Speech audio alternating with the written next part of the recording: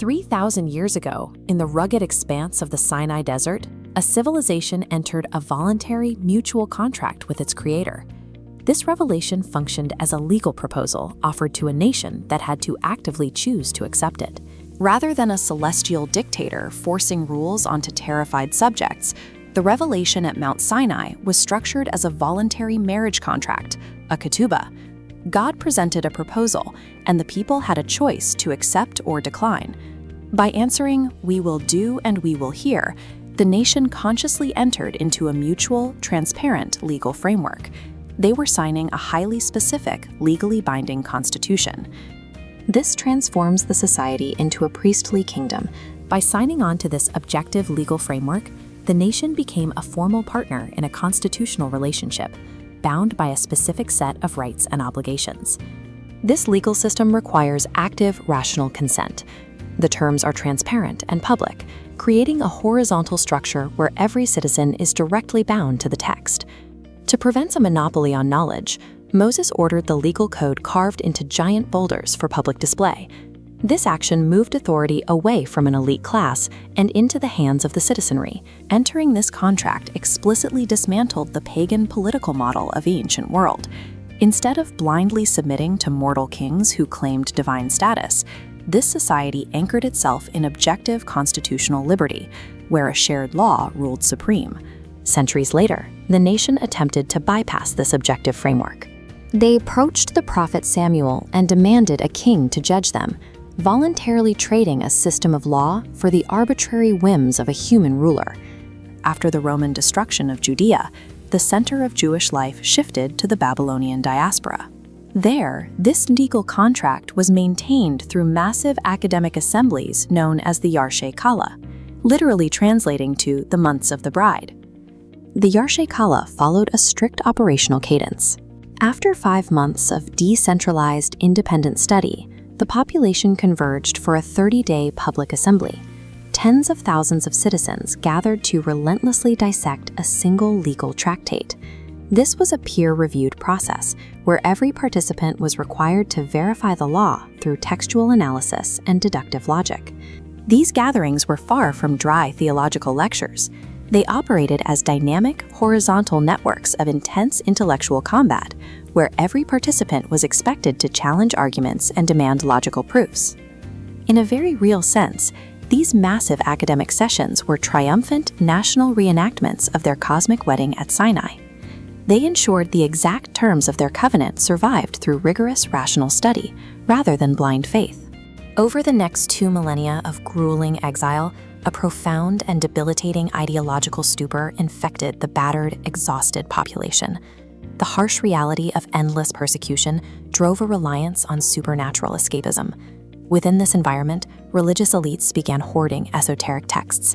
They gradually replaced the system of transparent, objective law with mystical authoritarianism and magical thinking, demanding unquestioning obedience from the public.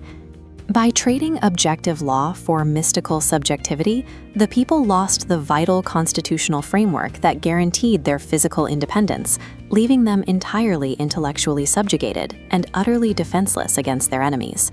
The path back to the land of Israel required a total abandonment of exilic passivity. It demanded grueling physical action and tangible agricultural labor. Early secular pioneers built a modern army, drained swamps, and constructed a self-sustaining economy. Returning to sovereign land allows for a formal re-ratification of the law, known as the Amana. This is the moment the nation officially chooses to renew its original commitments. The biblical prophet Jeremiah spoke of a new covenant, a phrase often misunderstood as God abandoning his original nation or replacing the law. In reality, the legal framework remains exactly the same. This concept maps to a legal mechanism called the Amana, a voluntary public ratification of the Constitution by a new generation returning from exile. It is a formal renewal of vows.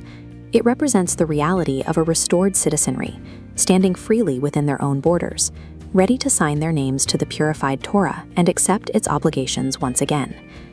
The nation officially reaccepts the Torah as its supreme civil law, signing the original contract. Ratifying this purified text activates a dual destiny, defined by 2 simultaneous mandates. The priestly kingdom mandate demands moral leadership through a transparent, objective legal system. The mighty nation mandate requires the state to secure its borders, maintain military defense, and achieve economic independence. By fulfilling the amana in physical reality, the nation moves away from exilic dependency. It becomes a sovereign entity governed by objective rational law. Voluntarily submitting to this objective law ends the era of historical humiliation, aligning the state's resources toward its destiny as a sovereign superpower. Maimonides defines the Messianic era as a secular, geopolitical reality rather than a mystical apocalypse. This definition rejects the exilic expectations of supernatural intervention. It does not require temples descending from the sky or changes to the laws of physics. The Messianic executive is tasked with specific material goals: restoring the constitutional monarchy, securing national borders, and re-establishing the sabbatical economic cycles known as Shemitah. The system leaves no room for supernatural saviors. The defining difference between the current world and the Messianic age is absolute independence from foreign legal subjugation. The sovereign power of this state is intended for a specific purpose.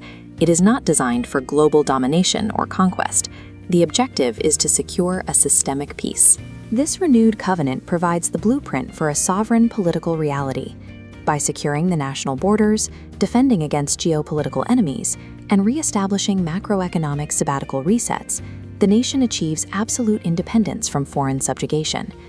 The final architecture of the state features an executive king, a high priest, and a 71-judge Sanhedrin.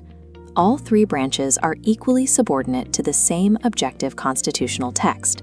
The true objective of this sovereign state is the establishment of an enduring systemic peace. By eliminating the material distractions of war, famine, and oppression, the state secures the resources necessary for a different kind of conquest. Within this stable environment, humanity's competitive ambition shifts away from physical warfare and toward collaborative exploration of the universe. Within the Maimonidean framework, this intellectual and scientific advancement serves as the method for achieving the knowledge of God. The 3,000-year architectural project of classical Judaism culminates in this state. It establishes that objective constitutional law is the mechanism capable of freeing humanity to pursue the knowledge of its Creator.